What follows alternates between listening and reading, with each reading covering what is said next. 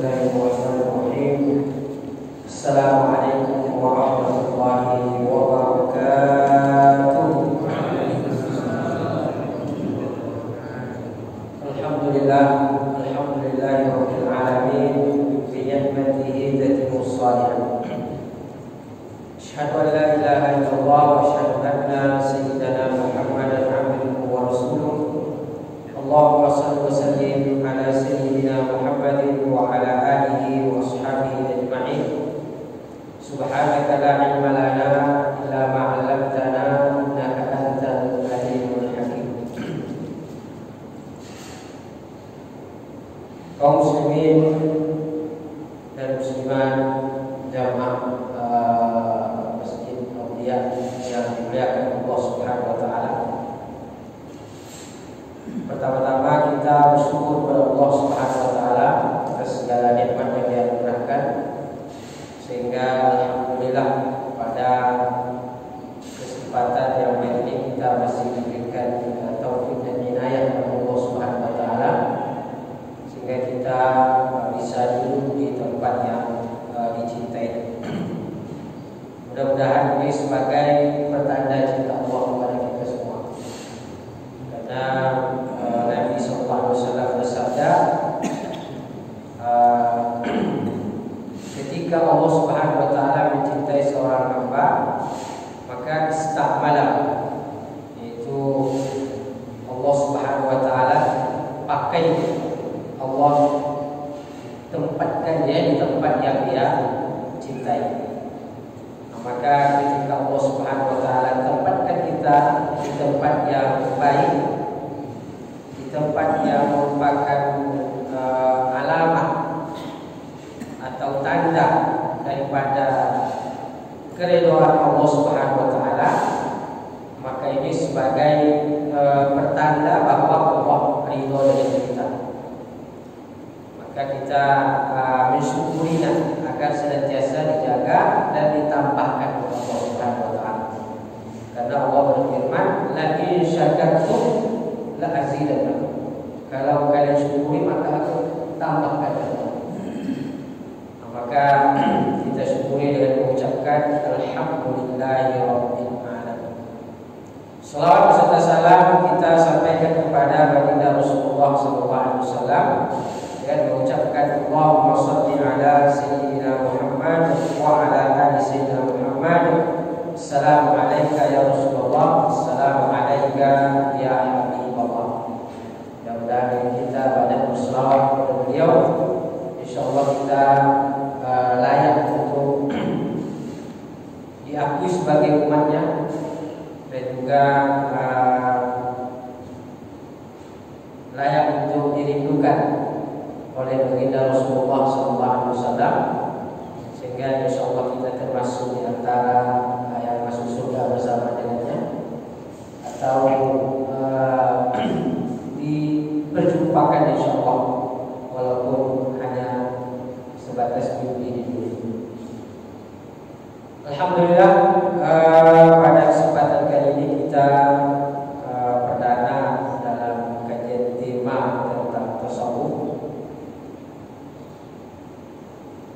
Maka perlu rasanya pengenalan sedikit atau diawali bahwa apa itu tasawuf. Karena tasawuf ini sudah populer, tapi kadang-kadang ya berbeda-beda orang menanggapi terkait dengan tasawuf. Ada yang menanggapi positif, ada juga yang menanggapi negatif. Yang positif mungkin melihat bahwa itu adalah sesuatu yang bisa menguatkan ibadah kita, membersihkan hati. Identik dengan tasawuf itu adalah zikir, tarekat, perbanyak zikir. Tapi ada juga yang melihat kalau sudah bicara tasawuf ini kayaknya sesat, kayaknya bid'ah, atau misalnya kayaknya khurafat, kayaknya mau terbang jalan di atas air. Itu kadang-kadang seperti itu. Nah, maka perlu kita melihat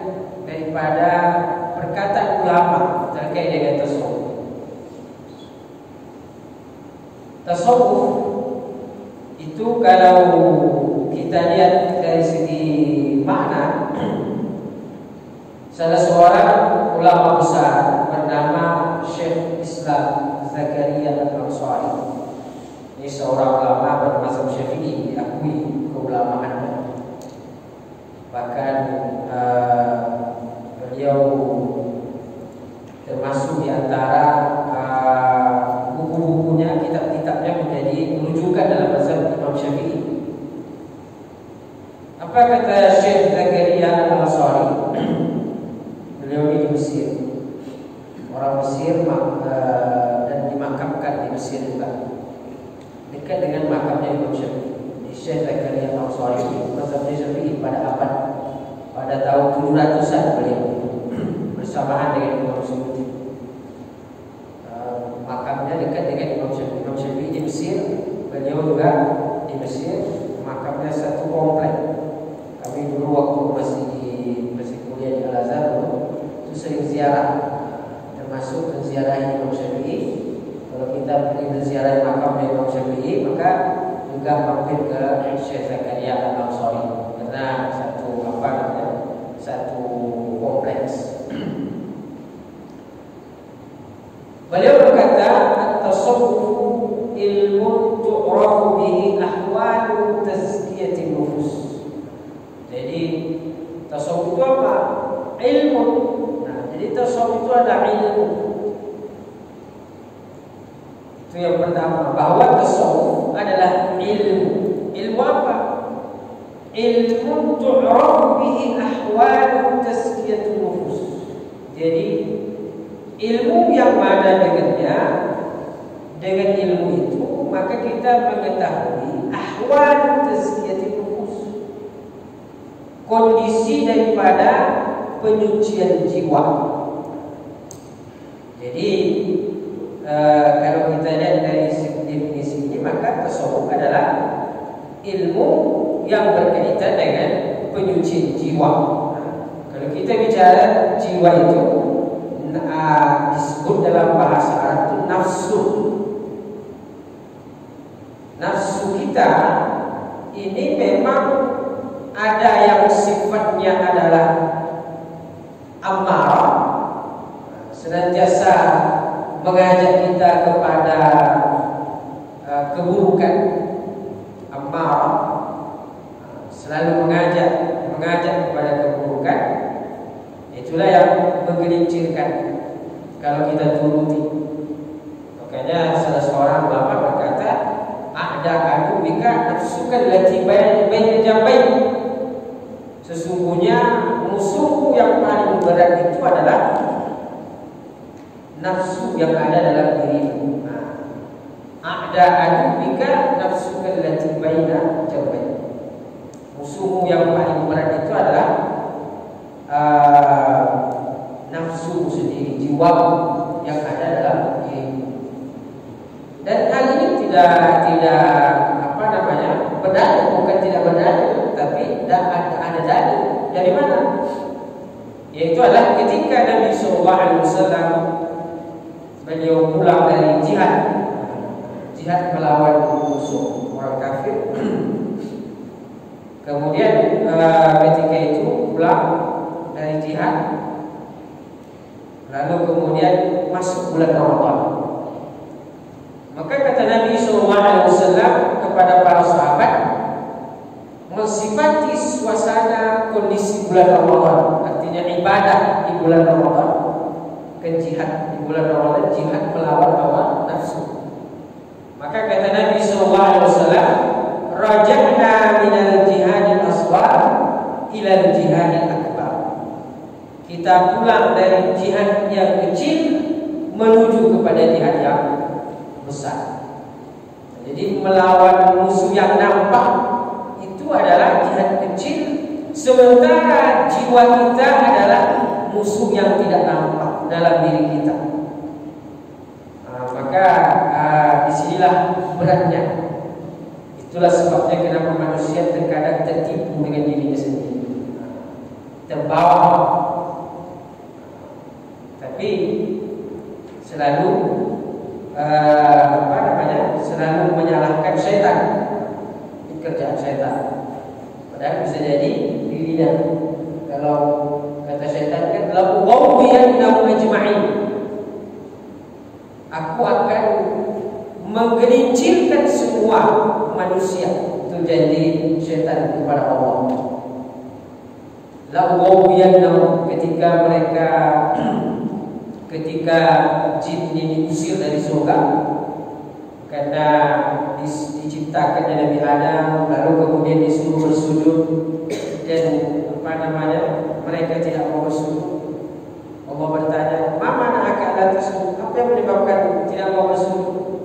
Maka jin berkata, syaitan berkata, "Khalaqtani ana khairun minhu." Saya lebih baik daripada Adam. Khalaqtani min nar wa khalaqtahu min turab. Aku engkau ciptakan dari api, sementara Adam engkau ciptakan dari tanah. Jadi dia enggak terima disuruh bersujud. Maka lalu kemudian dia bilang, "Ana khairun," saya lebih baik. Nah, inilah sifat daripada syaitan. Di antara sifat merasa dirinya lebih baik. Nah, karena itulah dia kemudian diusir oleh Allah dari surga. Lalu kemudian dia berjanji dan meminta kepada Allah, "Anzirni ila yaumil ba'ts." Kata syaitan ini, jin, kalau begitu ya Allah, hidupkan aku sampai hari kiamat. Makanya jin ini panjang-panjang umurnya, panjang. Makanya mereka pengalaman. Jadi menggelincirkan manusia memang hebat. Kenapa? Karena mereka pengalaman. Mereka sudah menggoda pengalaman dengan nenek kita, bapak kita, orang-orang tua kita, ketemu dengan kita, artinya pengalaman yang lebih banyak. Karena mereka memang panjang-panjang umur.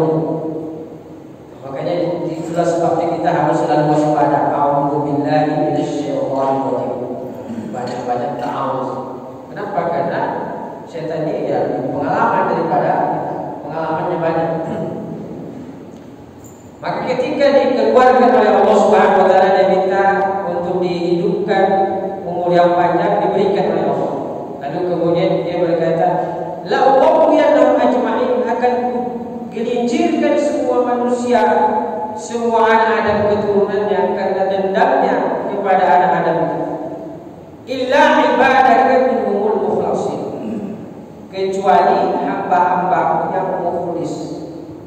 Artinya di sini yang menjaga dirinya, yang melawan hawa nafsunya, maka syaitan pun tidak mampu. Maka oleh karena itu Allah mengatakan, "Inna kaidasyaitani dha'ifa." Sesungguhnya tipu daya syaitan itu adalah dha'ifa, lemah. Jadi kalau tipu daya syaitan lemah, nah berarti masuknya itu adalah karena kelemahan diri kita. Makanya ketika nanti di akhirat, falamma qudiyal amr, ketika perkara sudah diputuskan oleh Allah Subhanahu wa taala dan manusia sudah tahu akan kemana dia, sudah tergambar di keputusan Allah bahwa dia akan masuk surga, ini akan masuk neraka. Maka yang masuk neraka ini nanti menyalahkan syaitan. Gara-gara kamu dulu di dunia mengajak-ajak saya, akhirnya saya ikut, akhirnya neraka tempat saya, kata manusia, menyalahkan syaitan. Maka kata syaitan ini apa? Fala talumuni lumu anfusakum.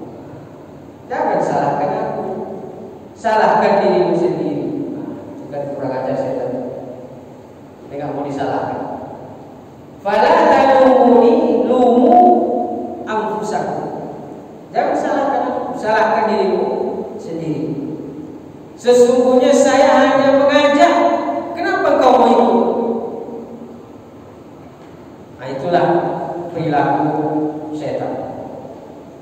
Oleh karena itu, untuk menguatkan kita di dalam mencegah atau tidak menuruti daripada godaan syaitan ini, pertama yang kita obati adalah jiwa kita, menguatkan jiwa kita ini agar bagaimana dia menjadi jiwa yang amarah tadi, yang senang dengan ingkar kepada Allah Subhanahu wa taala, agar dia menjadi jiwa yang lawam. Lawam ini artinya adalah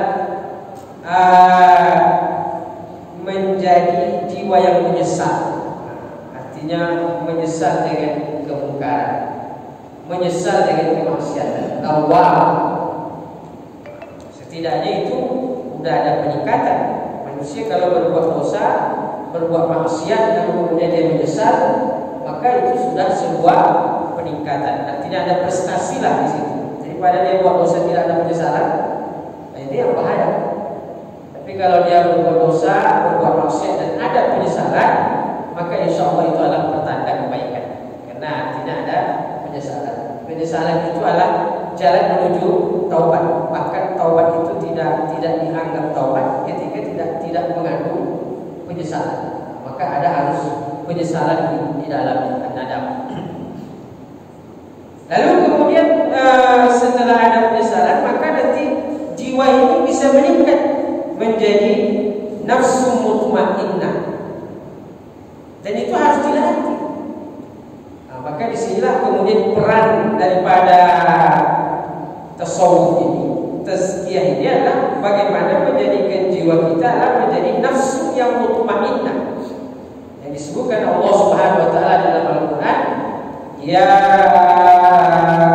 ayyatuhan nafsul mutmainnah, wahai jiwa-jiwa yang tenang, irji'i ila rabbiki radiyatan mardiyah, kembalilah kepada Tuhanmu dengan penuh keridhaan dan Allah ridho kepada. Udkhuli fi ibadi wa dkhuli jannati, masuklah ke dalam golongan hamba-Ku dan masuklah sebagai hamba-hamba yang soleh dan masuklah ke dalam surga. Itu yang dikehendaki daripada tazkiyah. Maka tasawuf itu kata Syekh Zakaria Al-Ansari adalah ilmu untuk mentazkiyah jiwa kita. Karena jiwa kita ini perlu disucikan. Wa tasfiyatul akhlaq. Begitu juga dengan tasfiyatul akhlaq, mensucikan akhlak.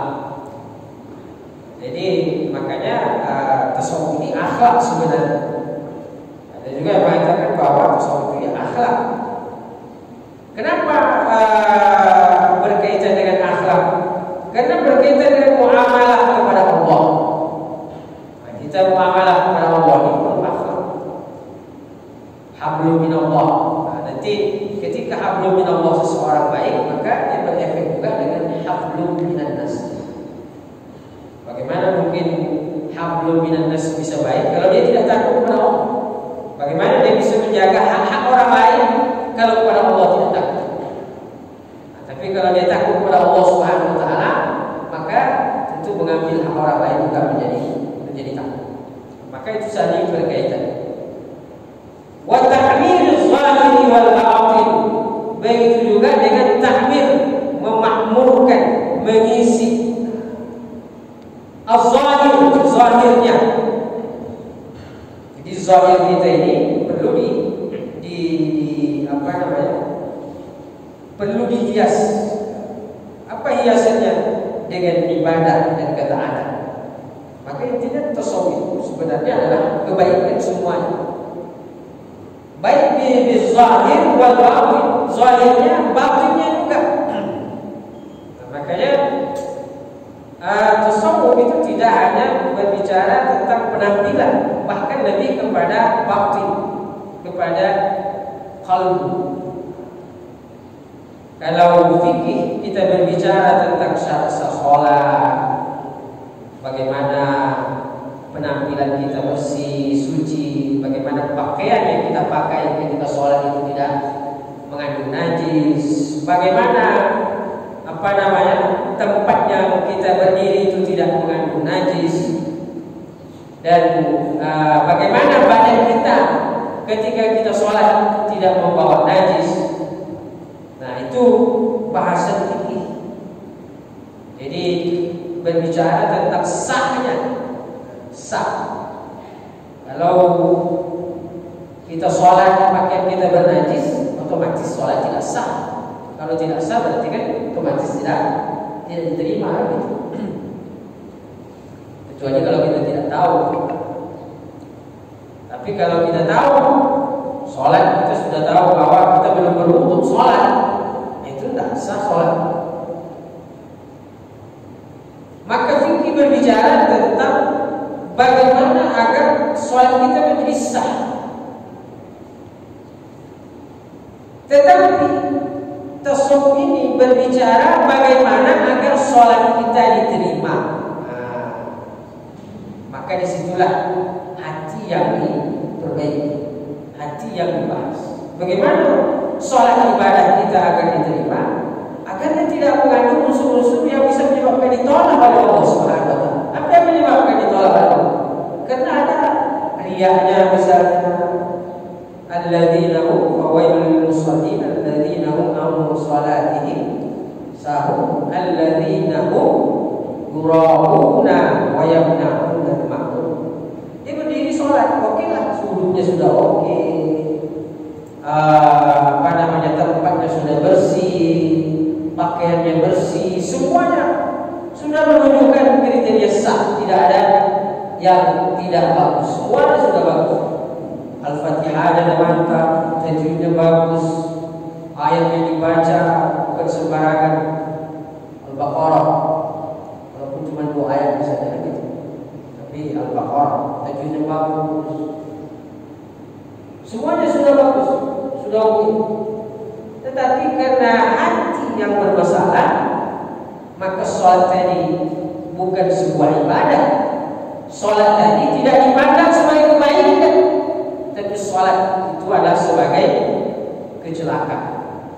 Wailul lil musallin. Kenapa? Karena hati tadi.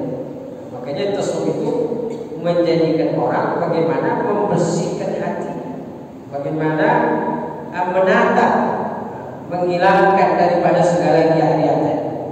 Itu diantara tujuan bahasan tasawuf. Maka dengan itu kata para ulama di sini adalah tahmiru az-zahir wal batin. Di batin bagaimana dia betul-betul sholat, inna sholati wa nusuki wa mahyaya wa mamati lillahi rabbil alamin. Jadi tahqiq, mewujudkan betul-betul penghambaan semata-mata kepada Allah. Wa ma umiru illa liya'budullaha mukhlisin. Tidaklah seorang hamba diperintahkan berdoa dan beribadah kecuali hanya ikhlas kepada Allah. Nah, itulah yang di antara daripada fungsi mendalami atau mengkaji daripada itu. Bagaimana menjaga hati, agar ibadah kita, hati kita betul-betul hanya murni terarah kepada Allah Subhanahu wa taala. Jadi melepaskan segala ketergantungan, keterikatan dengan makhluk, dengan materi, hanya yang hatinya fokus kepada Allah Subhanahu wa taala. Itu ta'miru al-batin. Ini sa'adah al-abadiyah, untuk mendapatkan sa'adah al-abadiyah. Sa'adah di sini kebahagiaan abadiyah, yang abadi, yang hakiki. Maka kalau kita lihat daripada makna ini, bahwa tasawuf ini adalah tazkiyatun nafs, sama artinya. Makanya ada juga mengatakan tasawuf itu ya tazkiyah, penyucian. Bagaimana kita mensucikan zahir kita dengan akhlak-akhlak yang baik, dan bagaimana mensucikan batin kita, hati kita. Karena Imam Ghazali mengatakan bahwa kita ini sangat butuh dengan tasawuf. Karena kalau kita lihat buku-buku Imam Ghazali itu sangat kental dengan tasawuf. Ihya Ulumuddin, Minhajul Abidin. Kenapa? Karena beliau sangat fokus di situ, mengobati hati manusia agar tidak dengki, tidak hasad, tidak iri, tidak riya. Karena di dalam hati kita ini banyak penyakit, maka penyakit itu perlu diobati.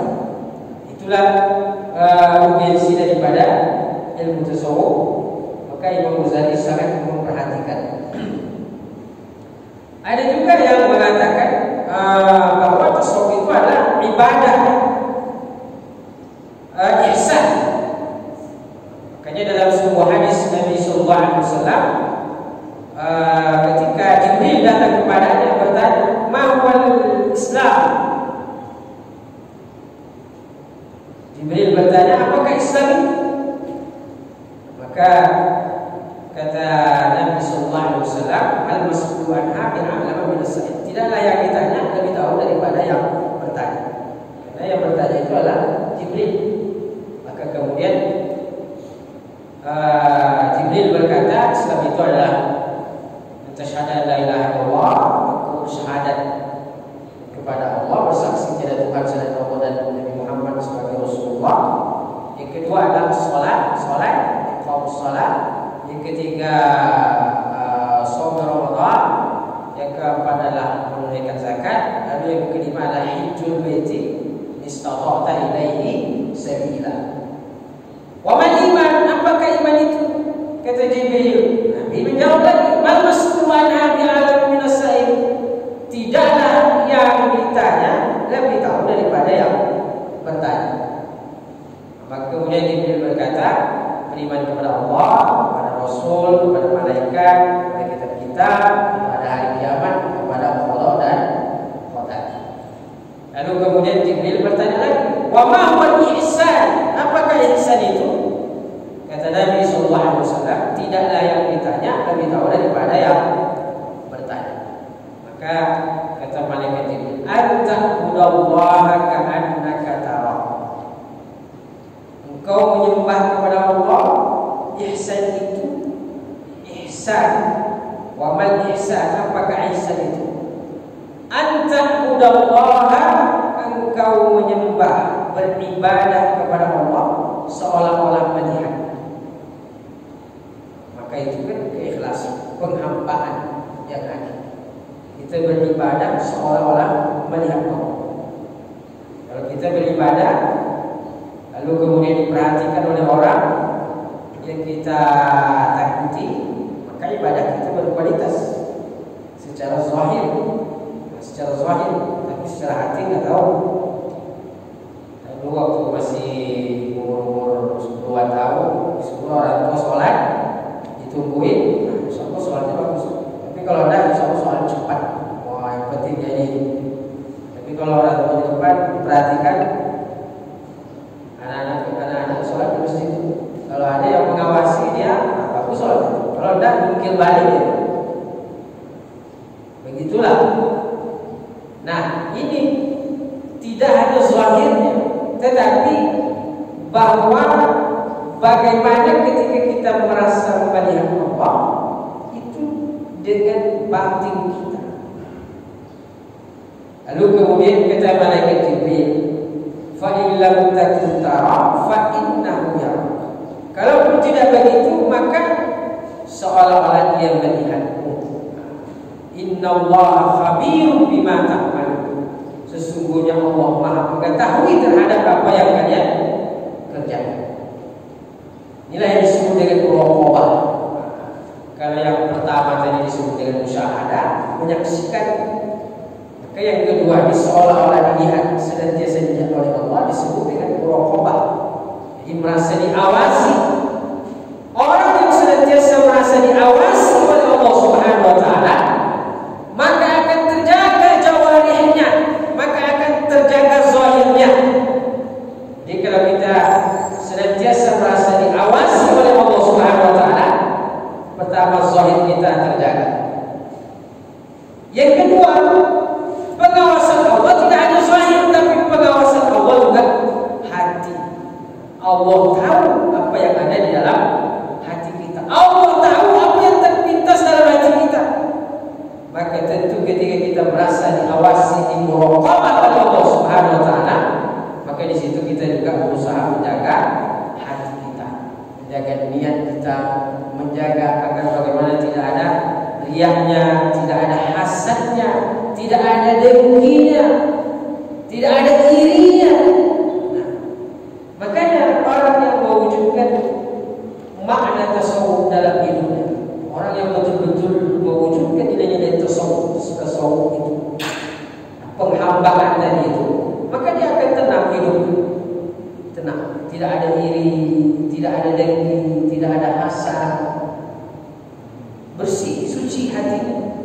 tasawuf juga berasal dari kata tasbih, mensucikan, membersihkan. Maka ketika seorang mampu mewujudkan makna-makna tasawuf dalam hidupnya, maka penghambaannya kepada Allah Subhanahu wa taala adalah menjadi penghambaan yang ideal sesuai dengan yang dikehendaki oleh Allah Subhanahu wa taala, berupa persembahan ibadahnya, kualitasnya. Maka kalau kita lihat ulama-ulama sufi itu luar biasa. Kalau kita baca tentang sejarah orang-orang sufi dan ulama-ulama itu rata-rata sufi. Ulama ini sufi, ulama ini sufi, nanti ada ujungnya sufi. Itu baik sekali. Kenapa? Karena tasawuf itu mengantarkan kepada penghambaan yang ideal. Tasawuf ini mengantarkan manusia menjadi orang yang wara', menjadi orang yang zuhud. Zuhud itu bukan berarti meninggalkan dunia. Kadang-kadang orang salah memaknakan zuhud. Zuhud aja lah kita, tidak usah lagi dunia. Zuhud yang sesungguhnya adalah melepaskan rasa kepemilikan dunia dari hati. Itu makna zuhud. Fakirnya zuhud, fakirnya orang zuhud bukan tidak punya harta. Fakirnya orang zuhud itu antumul fuqara ila Allah. Engkau fakir, Allah mengatakan engkau fakir kepada Allah. Jadi hatinya itu tidak merasa memiliki, walaupun di tangannya banyak harta, walaupun di tangannya bergelimpangan dengan kemewahan dunia, tetapi hatinya tidak merasa memiliki. Kenapa? Karena dia merasa itu adalah milik Allah Subhanahu wa taala. Antumul fuqara. Itulah makna zuhud yang sesungguhnya. Kadang-kadang orang zuhud itu miskin-miskin. Zuhud ini salah paham. Zuhud itu bukan zahir kita yang yang dimiskinkan. Tapi zuhud itu adalah bagaimana hati merasa fakir. Fakir itu artinya apa? Butuh, muhtaj kepada Allah. Dan Allah sudah mengatakan antum fuqara ila Allah. Kalian itu semuanya fakir kepada Allah. Apanya yang fakir? Kita merasa hati kita senantiasa merasa butuh kepada Allah. Sebanyak apapun harta yang ada di tangan kita, sebanyak apapun kebutuhan yang sudah diberikan oleh Allah dalam hidup kita, tetapi kita tetap hati kita merasa butuh kepada Allah karena Allah yang memberikan segala-galanya. Itulah makna zuhud yang sesungguhnya. Itulah makna fakir yang sesungguhnya.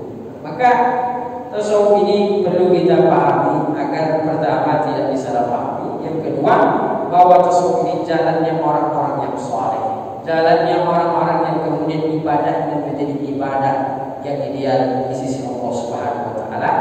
Karena memang tasawuf ketika dipahami dengan benar dari ulama-ulama yang benar, maka insyaallah mengantarkan insyaallah ibadah kita menjadi ibadah yang baik dan hubungan kita dengan Allah menjadi baik, hubungan kita sama manusia juga menjadi baik. Seperti itulah kira-kira tasawuf. Baik, barangkali itu sebelum kita kalau ada tanya jawab. Nah, kita kalau masih ada waktu dan kesempatan, maka kita bahas dulu terkait dengan tasawuf ini. Banyak sisi yang dikaji, ada sisi kiri, ada juga sisi tahapan-tahapan tahapan-tahapan kita di dalam memperbaiki diri. Para ulama tasawuf banyak bahwa tahapan yang pertama yang harus kita lakukan adalah istighfar, taubat. Kenapa? Karena kita ini sebagai manusia yang khata'. Makanya dibahas nanti misalnya tentang taubat, syarat-syarat taubat, bagaimana taubat dan nasuha, motivasinya dan lain sebagainya. Karena itu sebagai jalan pertama tahapan dalam memperbaiki diri kita. Maka lalu kemudian nanti masuk pada tahapan yang lain. Nanti ada tahapan ikhlas, tahapan ridho. Itu kalau dari sisi akhlak. Baik, mudah-mudahan nanti kita diberikan waktu, kesempatan dan juga umur serta kesehatan oleh Allah, dapat kita mengkaji, mendalami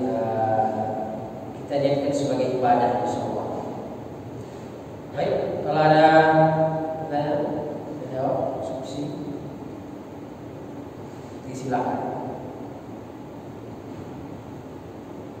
Atau cukup ya. Baik, kita cukupkan sebentar. Mari kita tutup sama-sama membaca doa kepada penulis. Subhanallah wa bihamdika, asyhadu an la ilaha illa anta, astaghfiruka wa atubu ilaik. Mohon maaf dan terima kasih. Billahi taufiq wal hidayah wa ridha wal hidayah. Wassalamualaikum warahmatullahi wabarakatuh.